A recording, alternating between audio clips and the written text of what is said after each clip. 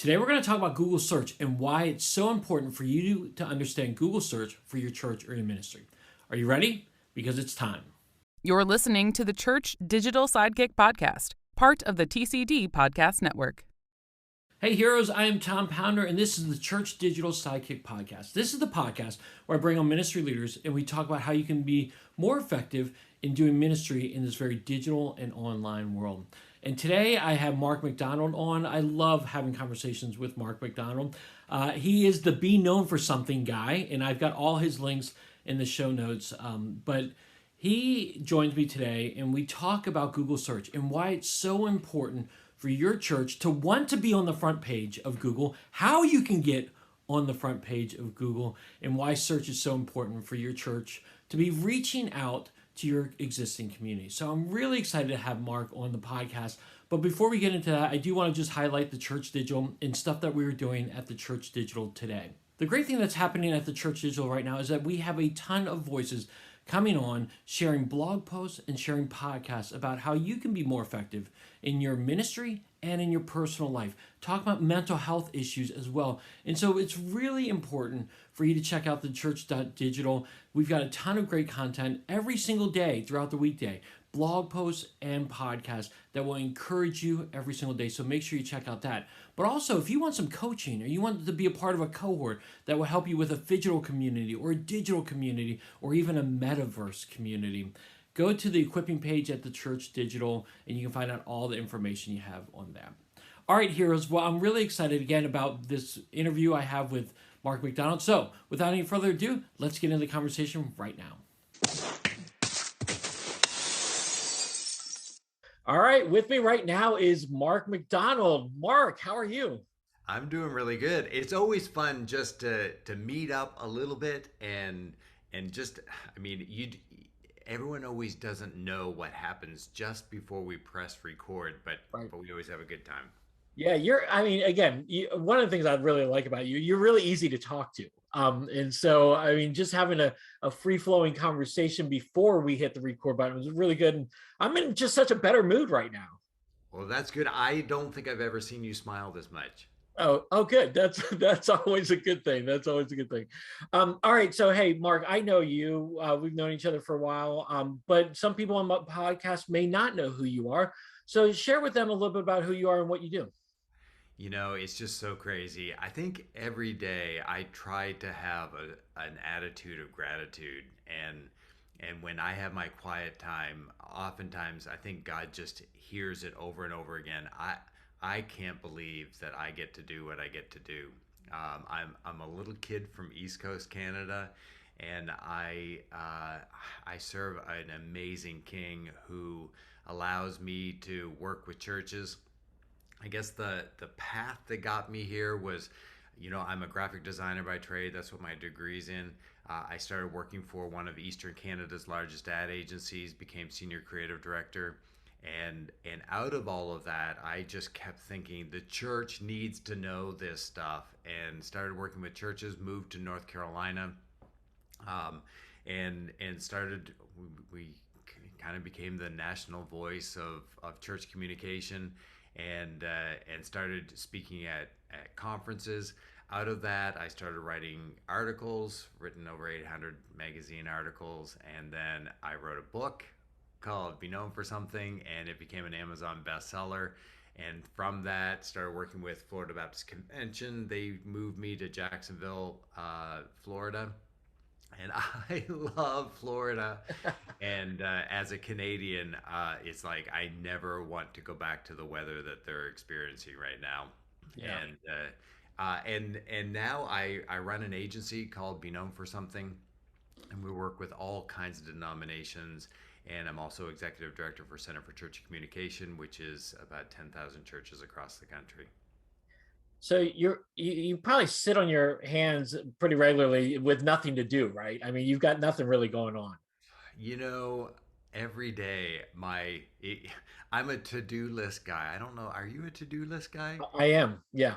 So I have, I work with Things, which is an amazing app. If you guys are interested in a to-do list app. But I'm also a little old school. I'm a whole bunch older than you. So I I always have my post-it notes, which Oh, are almost wow. embarrassing. So I have my master list over here on this computer on this monitor, and then every day I have. Okay, so here are the 5 things that I absolutely have to get done today. That's awesome. Okay, that's cool to hear how you function on this. We're not going to talk about to-do lists today, but I do have to share with you. I go back and forth.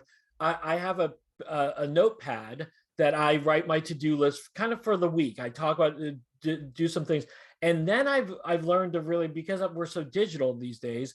I've set up reminders on my iPhone that kind of go over all my platforms. With the Mac and the iPad, that just set up key reminders for key days so that I don't, if I miss my notepad for some reason, I'll still have some kind of reoccurring things that I need to be focused on and not lose sight of. So that's really cool to see how you do. I love the post-it notes. I have one post-it note in front of me every day, and it has the things that I have to get done. And there is a euphoria when I get to check off a post-it note, Yeah. and it doesn't have that same feel. Like they need to gamify my digital list so that when I click off something like fireworks need to shoot across my Yes. screen. Yes. I'm all in it for the gratification. Like there just needs to be something that says you're the greatest person ever. Yes. Yes. No, that, and I like that idea. Maybe you should create that app. Yeah, no. Okay.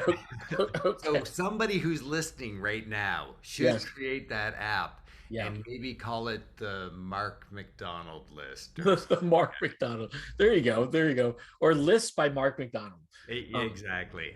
But being all about being known for something, I think, and because I am a to-do list guy, anyone who sees me at a conference, I usually in my briefcase. That sounded very old. In my my backpack, I usually have notepads, and the notepads are to don't lists because as much as it's important for what we actually do, there's some things we just shouldn't do, and that's I do not develop apps, so that's on my to don't list. there you go. There you go. I love that you hit briefcase. I just want to go down the rabbit hole of just all the old school stuff that we used to do, because even though you are a little bit older than I am, not that much where I wouldn't know some of these things. I remember when my dad had the briefcase and he would take it into work. So, I um, remember when I had a Rolodex that I I can still remember. I thought, okay, so my Palm Pilot allows me to have an an address book. So maybe I should transcribe. Oh my goodness, there's like 100 things on my Rolodex, and I think my contact list now is like 4 or 5 thousand people. So I'm glad that I switched to digital. Digital is the way. yeah. I'm glad we also don't have Palm Pilots. God, I love my Palm Pilot though. My Palm Pilot was so I loved it. Okay, okay. Now people are probably going to get annoyed with us right now, but this would be good an offline conversation. Okay, so the reason why I have you on today is because we're going to talk about Google search, and we're going to talk about how that applies into our churches and our ministries. But just to kind of get the ball rolling a little bit, we most of us use Google basically every day, and we're searching stuff. So why is it important for us to understand how Google search works? Wow. Mainly because as much as we probably understand it but don't want to admit it, Google runs the world. I mean, like talk about old school stuff. I mean, it used to be if a church wanted to be known in their community, they had to have their yellow page Yes. ad or their yellow page listing. The listing was free, but you can have an ad, and everybody and their dog who wants to go to church will find you just by your ad. Yes. Well, Google is the new Yellow Pages, and I shouldn't even say the new Yellow Pages because Yellow Pages have long since died a very good death. Thank the Lord. Thank the Lord. I know, because it was far too much money. And then Google, when they first came out, it was all about, and we're doing this for free. Yeah. But what we know is that it really wasn't free. What they've done is they've put their tentacles out and they own so much information that that now they're kings. Yeah. Yeah, they're all really all over the place. It's really funny because again, you and I grew up when the internet really kind of came about. We knew it before, we knew the world before the internet. Now we know very well.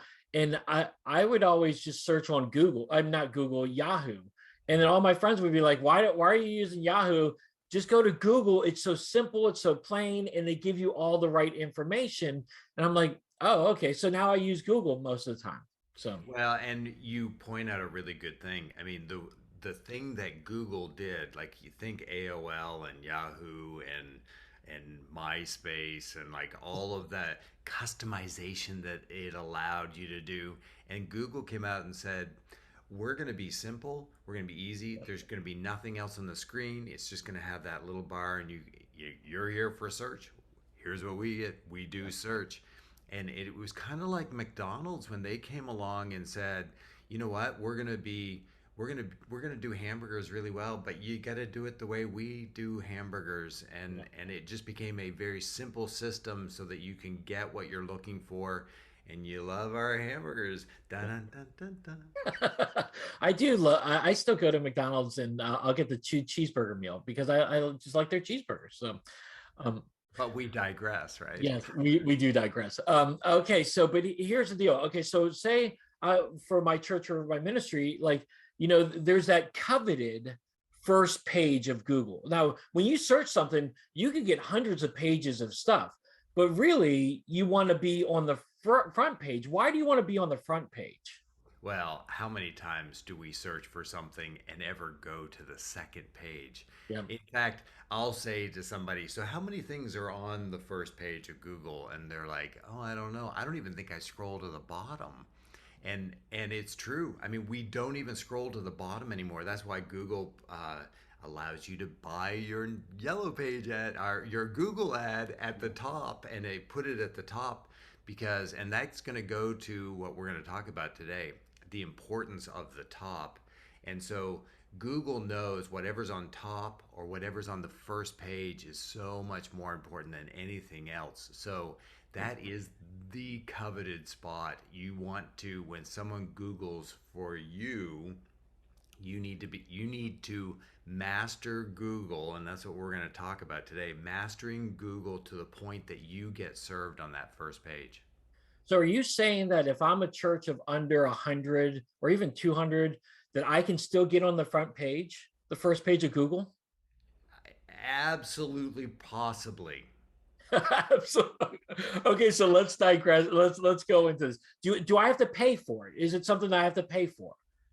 So, yes, what we just talked about is uh, if you absolutely like if someone's Googling for you, whatever your keywords are, like when someone's there Googling and you're hoping that you get served on that first page, whether that's your community churches or your community denominational churches or I need God, and it's like I would love to be there. I like, why is it always the big guys that are there? Well, you can you can kind of get around the whole amount of work and pay for it. So you can buy Google Ads.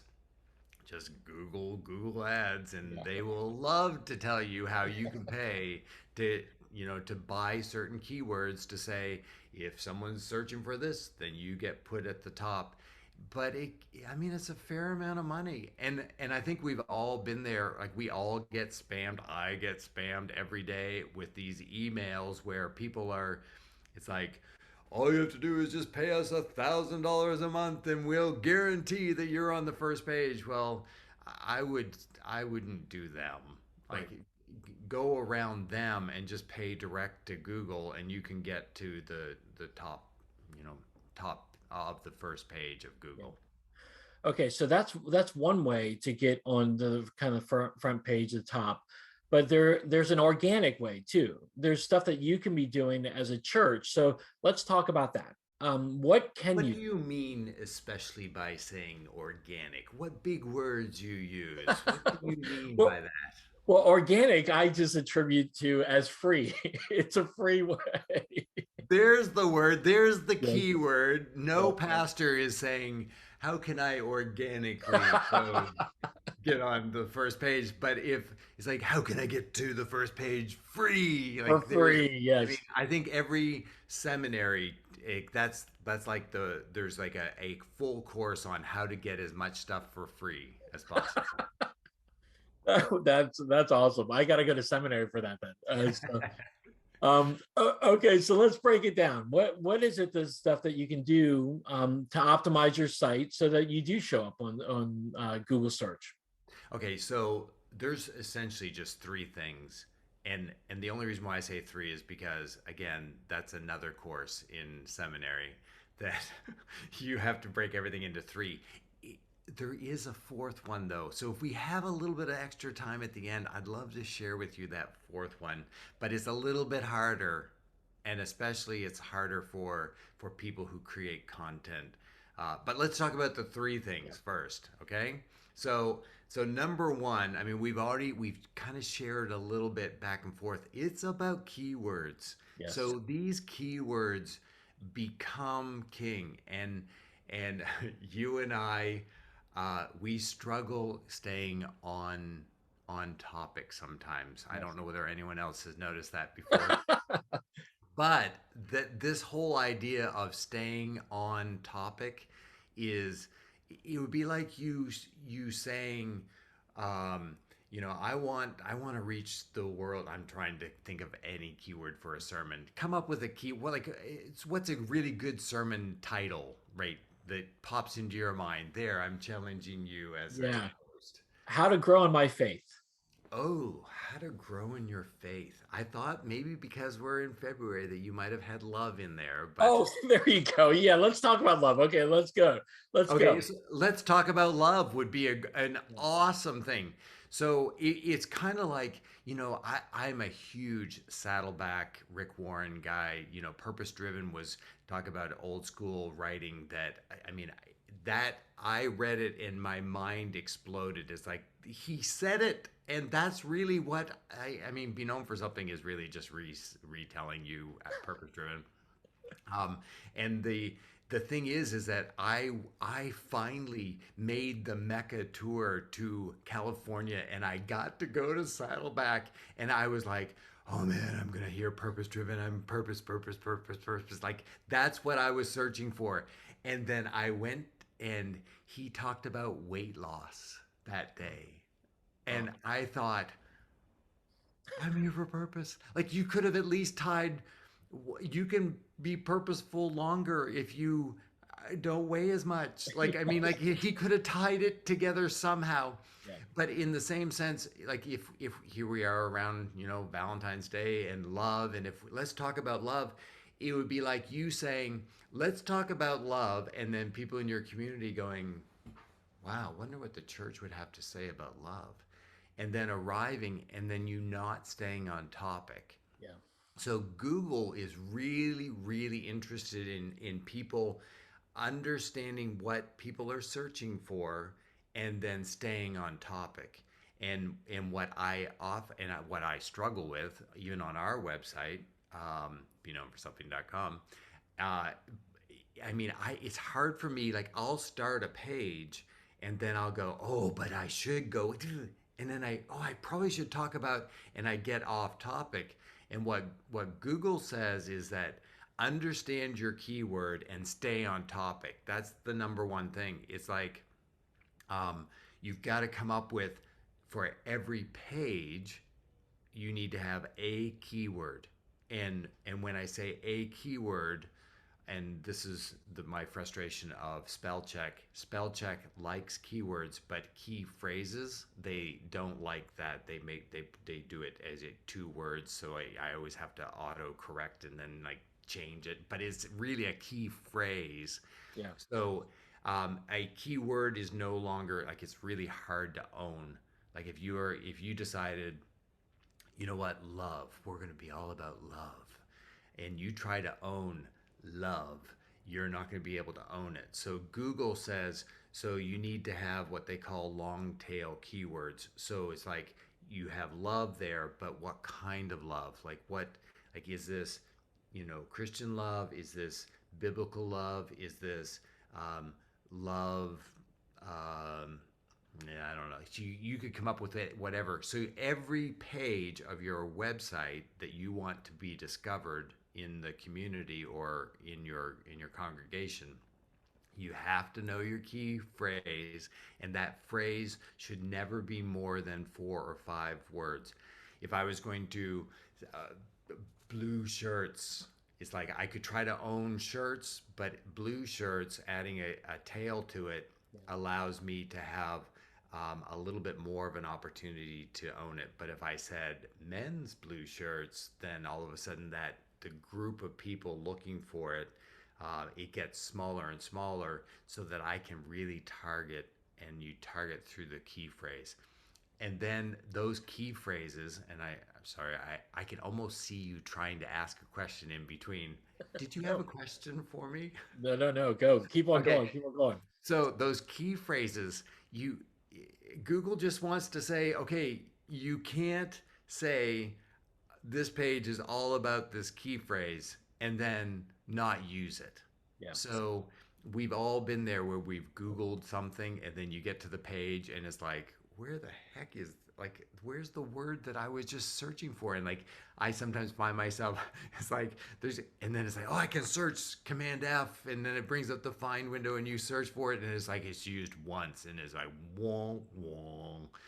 So they actually want you to use it. And so that 4 or 5 word key phrase needs to be used intact at least 2 to 3 times on that page. And therein lies half the battle, is Yeah. that it's got to be used in such a way so that it feels natural and it doesn't feel like you're just repeating it over and over and over again. But people who create sermons know how to do that, Yeah. and they do it really well. Well, and one of the things I think about when as you're talking about key phrases, if someone doesn't know what we're talking about, like how do we make sure that it gets lined up and everything like that? I know our church uses WordPress, and I actually am very comfortable with WordPress, and it's one of the bigger ones out there for sites. And you can download a plugin called Yoast SEO, which will allow you to type in your key word or key phrase, and then it will check for you. So you don't have to worry about it. And then they'll tell you before you publish the page whether or not it's a good thing or not. See, and you dropped our keyword of the day. It's a free WordPress plugin. Yes, So, it is. free WordPress plugin will get more attention than, oh yeah, how much do I have to pay for that? Yeah. Like, Yoast is an amazing plugin because what we're talking about today, all it does is it just tells you, did you do it or didn't you do it? Right. And so what it does is it puts a green light, a yellow light, or a red light. If you get a red light, that means you suck at everything that you're trying to do. Yes. This content will not be discoverable by anybody. Yep. And then if you, when you get a few of the things right and it gives you a yellow, and that's where the drive of gamification comes, where I'm like, I gotta get the green light. And like, everybody in my office knows when I get the green light is like, I got the green light because I struggle trying to get all of these things right. And No, Yoast. no, you're exactly right. I'm like that too. I when I get done writing a piece of content on WordPress and I see that the light is still red, I am like racking my brain. I'm like, okay, and then I switch it to yellow, and then I'm like, okay, I'm closer. And then when I get the green light, it is like, oh my gosh, this is great. I'm ready to go now. The Tom Pounder podcast is brought to you today by Yoast. No, we're not paid by Yoast. We love Yoast because, well, we become evangelists for it, mainly because it keeps us on track and it keeps us centered so that we understand what Google is looking for. And that's what, we're going to talk about. There's 3 or possibly 4 of the things that Yoast will keep you on track. Yeah. Okay. So you highlighted the one that was about keywords and key phrases. What's the second one? Yeah, the second one, so there's hidden stuff that Google gets to see, and it's called metadata. And we've talked about the metaverse to the nth degree because Facebook brought Meta to the surface. So it's kind of like the, behind the scenes digital glue that holds everything together. Well, there's a metaverse, there's a metadata area that's on your website where you have that secret wink wink with Google, and you've got to make sure that you've created a really good short paragraph. In fact, here's the key to this is that keep it less than 155 characters. Yep. We're not talking words here, Yep. and it's not a lot. And what you want to do, anytime you get to see it, every time that you Google something. So when you Google something and you are looking for Christian love or what the church says about love or whatever, all you need is love. All the songs popping through my mind, whatever you're Googling, when it gives you those search results, there's always that little paragraph right underneath the link. And that sometimes you don't see, like you'll get to it and it's like, no, I wanted what was in the paragraph, but it's not there on the page. Well, that's because it's part of the metaverse. So the metadata has been, somebody has shown control that not only do I know my key phrase, but I've used my key phrase 2 to 3 times. And what we talked about being at the top of the page, it also should be used in the first paragraph. They'll give you bonus points if you put it at the beginning of the first paragraph. And you've probably used it in the headline so that the when you Googled it, you get the link that you're going to be using, and that link probably uses the thing that someone's just searched for, and then you see it in that metadata area. And that metadata area just needs to be very actionable. It can't be whereas like the philosophical understanding of blah blah blah. Oh, this is like click here in order to get your like, I mean, it just needs to be very action oriented, and that metadata is very important because it does show up in your Google search. I like how you said it needs to be very action oriented. And so again, a lot of what we do with church communication stuff or any kind of communications is we want them to be pointing them to do something with that. And so the fact that you just highlighted it should be action oriented is a really good tip there. Absolutely. And the thing is that the more you stay on track for something that somebody's looking for, and the more you use it on your actual content and in the metadata, you just slowly rise to the top of Google, because Google knows I can count on this link delivering what you're looking for. Yeah. Well, it's really interesting too. Now that you're saying some of the stuff, you know, Jay Cranda, right, from Saddleback. Yes, Yeah, yes. yeah. So Jay, one of the big online ministers, and he's been doing this for a really long time. One of the OGs, I like to say. But he actually tweeted something out fairly recently about how he was searching for something on Google, and actually one of my things came up, and it was something I did years ago, and about how to create an online Bible study with YouVersion. But again, it popped up towards the very beginning because of how I used Yoast SEO to write on the metadata and also using the keywords, because what my keywords was what exactly he was searching for. And oh my goodness, so that's like the fifth thing. So this is like a really bonus. But the fifth thing is longevity. So the more it's there, and the dates say that it's been there for quite some time, that gives you a little bit more power to rise to the top. So if you're just starting this, do not lose hope, my fellow brethren and sister, and you will eventually have longevity to get there, but it might take some time. And the problem is that if you're doing this correctly, it's a lot of work and it takes a lot of time. I waited a little farther into this to actually talk about this, but it's free. Yeah. And the thing is that you just have to work hard at it, stay on topic, stay on key phrase, and then and then allow it to just chill there. And if it's a keyword that people are looking for on a regular basis, and you've had content up there for a while, Google knows that it's going to be deliverable, and you'll just slowly make your way to the top. Yeah, I think it's awesome. Okay, so you've given us some really good tips so far. Whether it's 2 or 3 of them so far, because you included that 5th bonus one, we won't go there. But let's talk about the 3rd one. Okay, yes, we'll ignore that 5th bonus. Yeah. So the third one is just play nice with the internet. So just connect yourself. So it used to be that Google would serve people to your homepage. Mhm. And then what they found out was that people don't want to take the time to figure out how to get from the homepage to the right content. So Google went, oh yeah, that's stupid. Why would we create keywords for a whole website when it's really the individual page?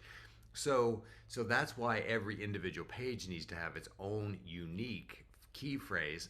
So then when people are looking for information, they go to that direct to that inside page. Oftentimes people don't even get to the home page unless they want to back out of it. It's like, this is really good content, so I need to go to the back to the home page. But most people don't do that anymore. So what they want you to do is, okay, so if you are really good at what you do, you should lead them around your web page or website by using links. And those links I'm amazed at how many, I'm working with a church right now. I called up their website yesterday. We walked through it, and I said, so this page has no links on it. And they're like, yeah, well, we pretty much say it all. And it's like, really? So everything that anyone would ever need to know is right here. Or since you know your content so well, lead them to another place. It would be like somebody knocking on the front door of your church. You unlock the door, you say, yes, can I help you? And they say, yes, I'm thinking about bringing my kids here. So you go, okay, do not look at anything else while we walk through the church. I'm going to show you the kids ministry. No, don't look over there. Okay, so we're in the kids ministry. Here's the kids ministry. And then we just stand there. Like, we all know, it's like, okay, well, if they're a parent, they might need some help. What about our adult ministries? Did you know you can come to a church service? Did you know you? So it's like, you know everything that's going on, or you should, and you need to link to some of those other things. So those are called internal links, and you want to have on every page 2 to 3 internal links. And then because you're a really, really good internet dweller, you probably want to have one external link on every page. Well, again, just highlight real quick for me. What's an internal link and what's an external link? Yeah, internal link is connect with other content that's on your URL, like on your website, in your domain. So, I'm the king of my domain. I understand everything that's in my website. So you're probably thinking, if you're talking about kids, you probably want to know about our security. Here's a link to our security. Yeah. Don't put it all on your page, because then you get too much content on your page. Instead, you want to link to other things internally within your URL, but you also want to have one external link if at all possible. Yeah, no, that's awesome. And again, as you're explaining this stuff, it makes me think about like Facebook. Facebook wants you to stay on their site. Once you're on their site, they want you to stay. So, if you upload a video on Facebook to YouTube, Facebook's not going to promote that so much. But if you upload that natively to Facebook, they're going to love it, and because it keeps them on their site. And again, like what you're explaining, you want to keep them on your site because they may not go back to the homepage and discover things. So again, if it's something about children's ministry, have that thing about security or student ministry, because maybe they have a teenager that is in student ministry. You want to keep them going in that thing. And I think that's really important to highlight, because again, the more they can learn about your church, the more comfortable they're going to feel about your church, more likely they're going to come and visit your church. Well, and we've all been there. We Google something, Google delivers you to that page that you're looking for, and then you get lost in the website. It's like, oftentimes I'll find myself saying, what was I here for again? Yes, yes, Like yeah. Amazon is one of those things. Like I'll Google Amazon, I need a new bathroom fan right now. So I was looking for bathroom fans. I ended up buying toothpaste dispensers. And it was like, wow, there, I got what oh man, I didn't even order my bathroom fan. Like, I mean, it's so crazy. And that's what Google, they know a good website, you'll get lost in the website because if you're really good at this key phrase, you're probably good at other key phrases, and then it will attract the same audience for various needs. Yeah, I think that's awesome. That's great. You've given some great tips here. Now I'm very curious about this fourth one that you were kind of teasing early on. What is this fourth one that you can share with us on? Okay, so really quick, you need to use signal words and Wait, what? signal words. Signal. Signal words. I am awful at signal words. I have not used one signal. Well, I kind of used a signal word during our podcast, but pastors are really good at signal words. When it's like, so today, initially, we need to discuss. So, initially is a signal word. What it says is, I'm setting up a framework for understanding all of this content. So initially or foundationally or the first thing that we need to do, our 1, 2, and 3 and 4 bonus and 5 bonus, like all of that stuff are signal words. Okay. So along the way, if you say, so secondly, thirdly, fourthly, and every pastor loves this, so finally, Yes, or or in conclusion, what that means is that we're about a third of the way through the service. Uh, that's right. That is right. but what it says to Google is if I scan a page and I see signal words, it means that you know how to lay out content so that someone can take that scannability and quickly be able to not read all the content but get it as fast as possible. And that's what Google just knows. Everyone wants to get what they're looking for as quickly as possible, and signal words will allow you to do it.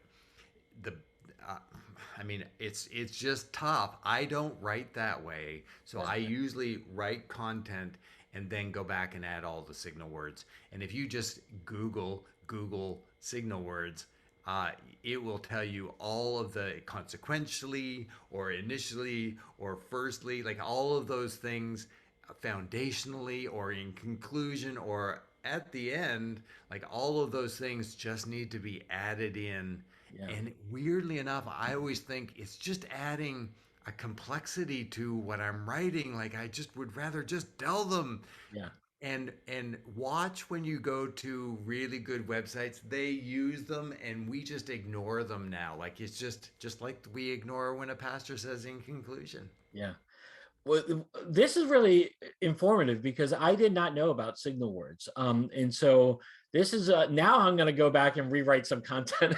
So, but seriously, I think that's really important. And I think so. As you're telling me this stuff, I'm like, okay, so we naturally we just probably don't think about this as we're talking and as we're writing. But if like what we say is if you just write your content, go and check out what some signal words are and then place them. Are there a minimum number you should have or? Google wants to see signal words in place so that it's enough that it feels organized. Okay. So if it's a small amount of content, then you probably don't need that many. But leading the first the first or second word with a signal word of a paragraph, like that, just all of a sudden, they're looking for scannability. So when you're looking down across the content, just very quickly you'll be able to know what skeleton that organizational outline is of the page. That's really good. That's really informative. I think of it too on the lines of a lot of my blog posts I'll write, like I'll use bullet points. because I think a lot of times people read with scannability. And so I think having these signal words, if you're skimming through the article, you can look through in conclusion or secondly or thirdly. I think that helps the reader, and then it helps your SEO. Absolutely. It's kind of like, where am I in the middle of all of this? Yeah. And it's why we do it in sermons. I mean, when we deliver a sermon or a large amount of content, oftentimes it's like to give people hope. Like, we're almost there. Yeah. Yeah. And obviously, I mean, you've lived for the bonus of this podcast. Like, I feel fulfilled because I've actually given you something that you didn't know, which is like it never happens. Yeah. So, I mean, maybe the title of this needs to be "Free Things, but Wait for the Bonus." I'm writing that down right now. Uh, It needs to be free SEO. I don't know. Like, you just have to think. So what would, like, this is a really practical way to implement everything we just talked about. So what would people be Googling that this is a really good podcast for? And then come up with the key phrase, add your long tail to it, and then how do I work that into the actual title? And then once you've worked it into the title, okay, so how can we work it into the metadata? If you're going to post this on YouTube, which a lot of people are probably watching this on YouTube, Yep. then in the non-metadata, which is the actual title descriptions, how many times do you use it? If there's a couple of paragraphs, do you have a couple of signal words there? And then you just want to make sure that there's some links. It's like, how do you subscribe? Subscribe right there to this gentleman's podcast. He's the greatest ever. And the thing is that you also want to have some external links too. Oh, beknownforsomething.com is the way that you would probably get a hold of me. Yeah. Okay. This is awesome. I love this. And that's why I love talking to you, because you're very practical and you talk in really good terms of what we can understand and directly apply. And so these give some people some really good opportunities here to make some quick, even they can go back to old content and just rechange some things and see how that impacts your optimization in the analytics and stuff. As we kind of wrap up though, any final thoughts, any other free type of insights you can share with us? Well, exactly what you just talked about. Okay, so here's what we do. We watch our Google Analytics. We always know what the top pages are and we know what the top posts are. And so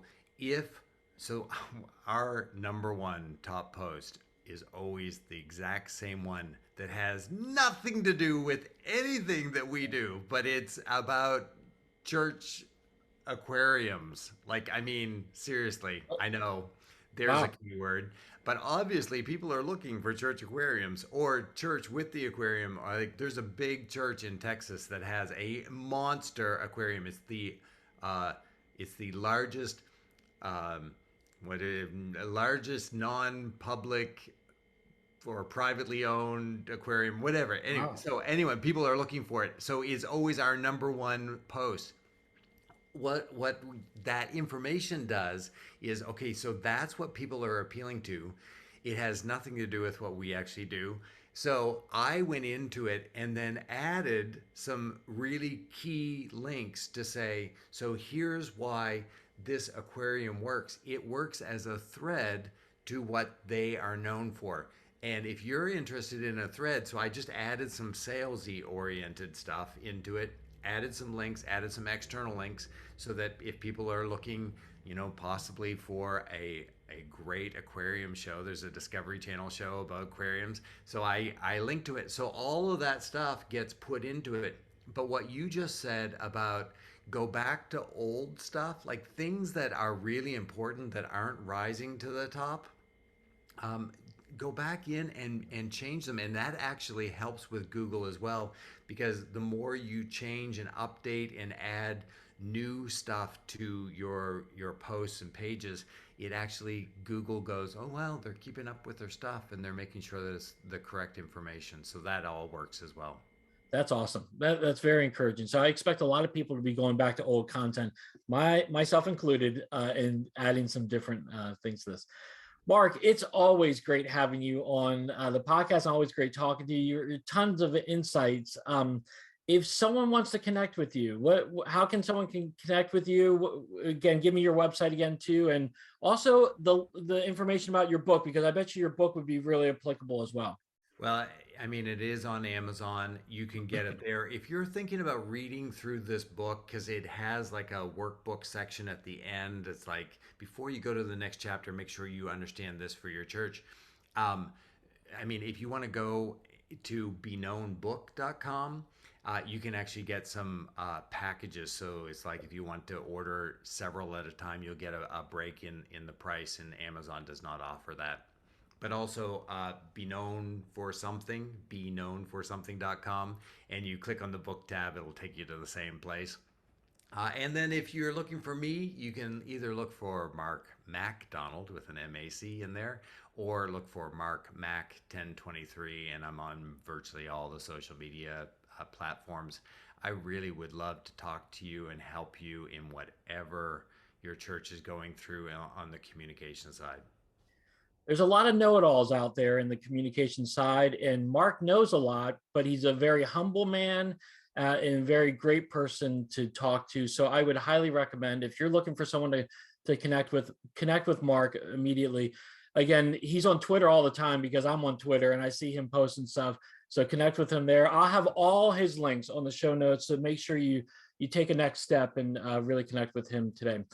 Mark, as always, it's great talking to you. So thanks so much for being on the podcast. Thanks for having me, Tom. All right. So what did you think?